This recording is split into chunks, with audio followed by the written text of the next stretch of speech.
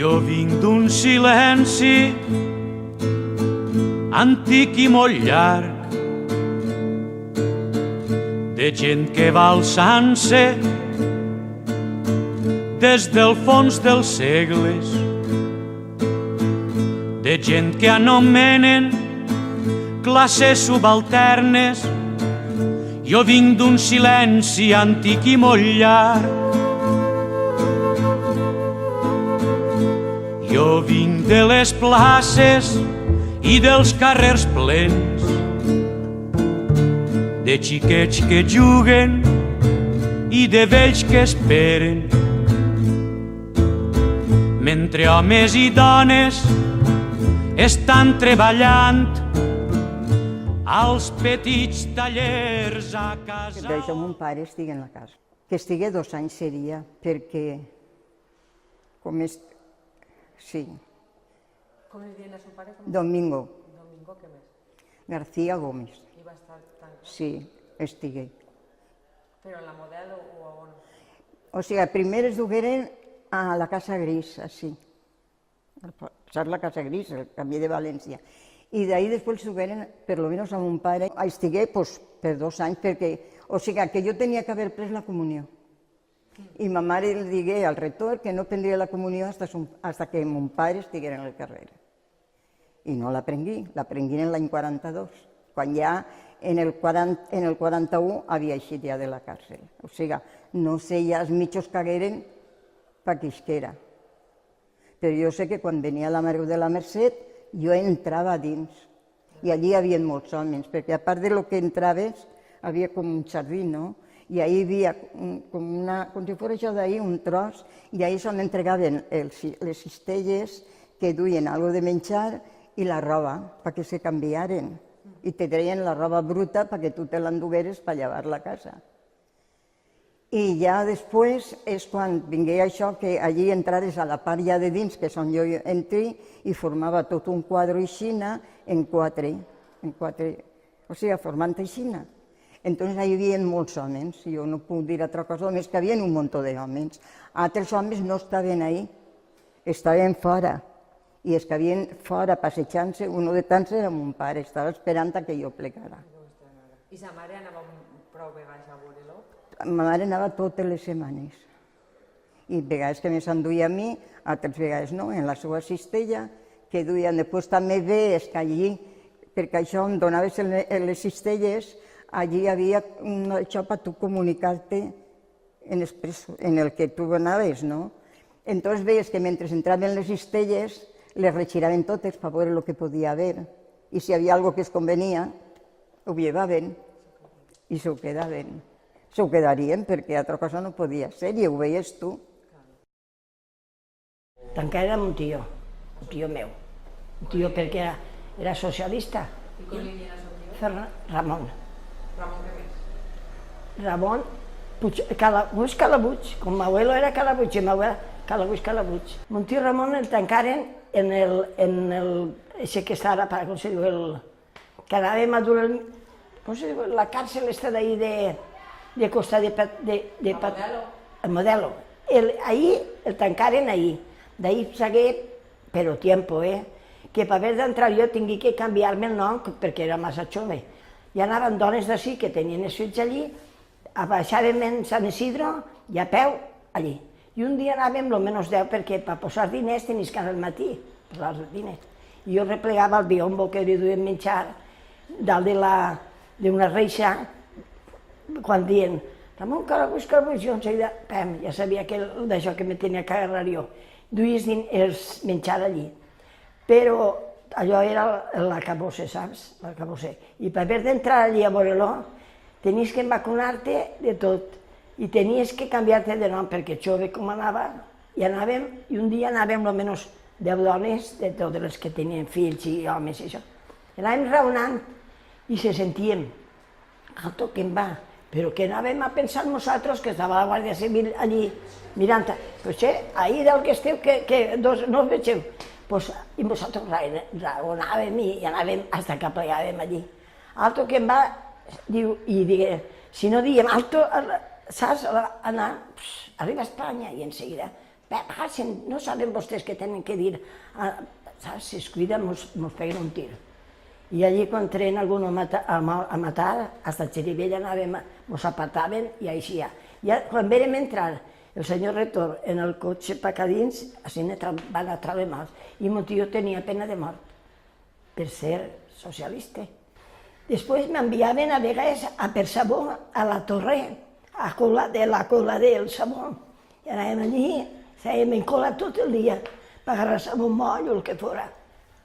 Després l'abuelo canviava un bou, una vaca, a l'alqueria de baix, que havia el pastelis que diuen, el pasteles. I allí canviava m'abuela una vaca per forment, de lo que tenia, i així teníem nosaltres.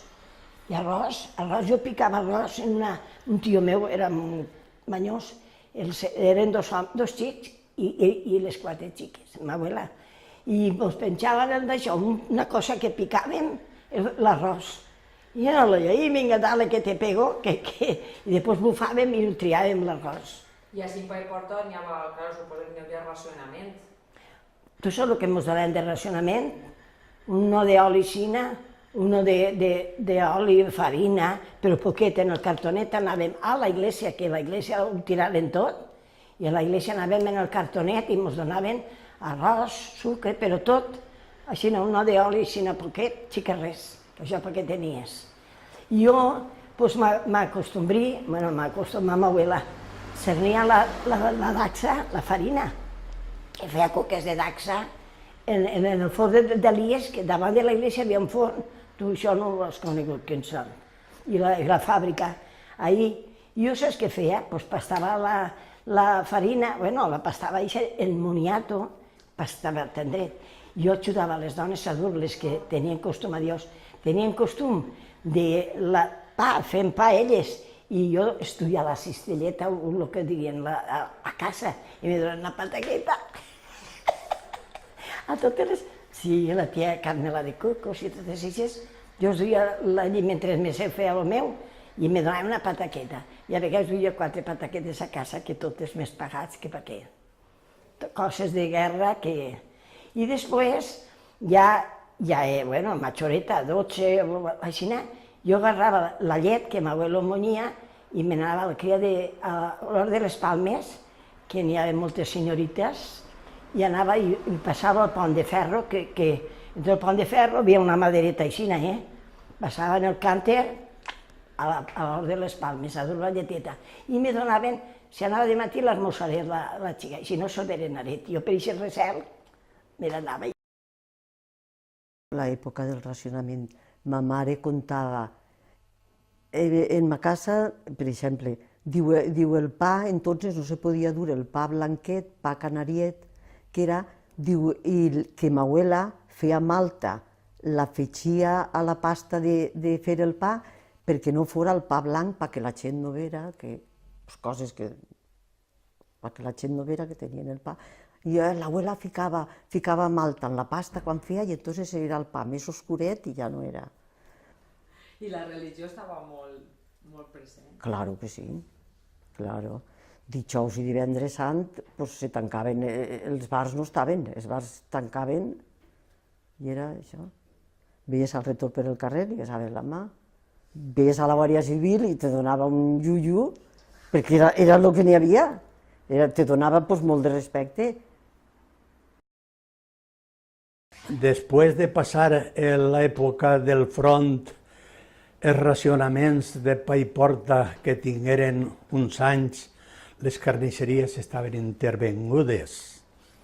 Entonces, a partir de, no sé si és el 42 o per ahí, pues s'obrigueren les carnisseries. Han sigut carnissers anterior i posterior. On estaven els llocs de racionament en Vallport? Així estigueren 2 puestos. Estigué l'Ateneo, això era el principal. I en la parròquia, en la iglesia del Sant Jordi, al cul de la iglesia, on està la sacristia, no sé si vostè ha entrat, havia una porteta que donava hacia el carrer. I ahí ens donaven el racionament del xocolate, que era un xocolate així gros, no miraves ni el que tenia, perquè tenia de tot. Menos chocolate. Sí, no, però nosaltres, pues, com has passat fam, que has passat aquells anys, eren de fam. El tema del racionament fon pues, prou dur, perquè la veritat eres un xiquet i si te donen una barra de xocolata per dir alguna cosa, pues te la menjaves en un moment. I després no teníem res, pràcticament. Jo que anava de pastoret, tan xicotet, rodaves tot el terme i quan ves algo de terra perquè l'amo si te vea que no vera que agarrares de dalt de l'arbre, taronja o una tomata o el que fora, pues l'aprofitaves, ho aprofitaves tot. I jo en el ganau pues, tenia un altre don que traus, anava pegant patades als gassons per si eixia del gassó pues, igual un moniato, un tros de ferro, un tros de plom, un tros de cobre, tot això replegaves.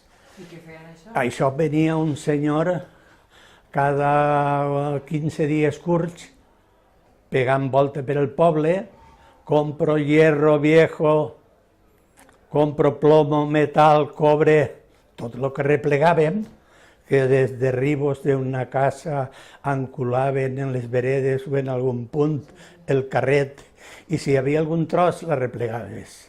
Ho ficaves en el saquet, en la coixinereta, i feies un muntonet. I quan venia el mes, o els 15 dies, venies, això, i tenies alguna peseta catra, perquè se treia algun duro. Jo agarré una mala època, perquè jo vaig anar a escola antes de la guerra. Antes de la guerra jo tenia 6 anys, en el 30 tenia 6 anys. I en la guerra, doncs clar, el mestre que jo tenia, o sigui, anar a la guerra, i estava en ment una dona, una mestra. Després d'acabar la guerra vingué aquell senyor, el mestre, i estegui, doncs, que estaria un any en ell, poc més o menys. Perquè és que quan s'acabà la guerra, hi hagué una temporada de 2 o 3 anys que ni hi havia pa ni hi havia diners. I això era seriós, No haver pa ni diners, això era seriós. Bueno, ahir al terme de València, ahir anant per allà a l'autovia Torrent, allí a mà dreta, una casa molt gran allí. Bueno, doncs estàvem ahir fent la llavor de cebollí per plantar cebes. I aquest dia, estàvem fent una altra feina, bombardejaren l'estació del nord de València. Clar, les bombes pareixia que les tenies al costat, d'una compte d'ahir a l'estació, doncs pareixia que estaven allí. Ai, mon pare diu, arrepleguem la ferramenta i anem-se'n a casa. I no poguérem acabar aquell dia de fer la feina que fèrem. D'una compte, ahir, això antes de guerra. Ui, això era com aquell que diu, sálvese quien pueda, com vivim ara. Ara també vivim, sálvese quien pueda. Pues entonces hi havia la Fiscalia de Tasses que t'ha dit antes, allà a l'entrada de València hi havia així com si fos un quiosco i això s'havia de pagar una tassa per entrar a menjar dins València. O sigui que tu volies entrar fruta o verdura o creïlles o arròs, algo, menjar per a dins València, perquè menjar a la capital havia de pagar una tassa. Me recordo jo que hi havia, perquè jo entrava per ahir, perquè l'entrada per porta a València estava antes per ahir per al Cria d'Alba al cementeri vell, al cementeri valencià. El cementeri valencià era la carretera de Paiporta a València i ahir en el cementeri de València hi havia un quiosco que hi havies de pagar una tassa. En la carretera real de Madrid, a la part de baix, allà a la Creu Coberta, allí també hi havia un altre, perquè clar, allò era el quartel general de tots els pobles de per ahir, tots entraven a menjar dins València. Doncs ahir el que no pagava tassa li repisaven el que portara. Com que dona compte el que era la Fiscalia de Tasses. També se feren rics tots els que ho manejaren això. I els 4 pobres a treballar i a menjar moniatos torrats o coca i daxa. En això anava un home a treballar al camp o a pastar al xeps o a pastar grava, tu no comptes. Treballar en l'albañileria, menjant coca i daxa i entonces no necessitaven anar a berenejar, no?, per primar-se ni coses d'així. Entonces, que haguera hagut per arrossegar. Jo vinc d'una lluita que és sorda i constant. Jo vinc d'un silenci que romprà la gent que ara vol ser lliure i estima la vida, que exigeix les coses que li han negat. Jo vinc d'un silenci antic i molt llarg. Jo vinc d'un silenci que no és resignat. Jo vinc d'un silenci que la gent romprà.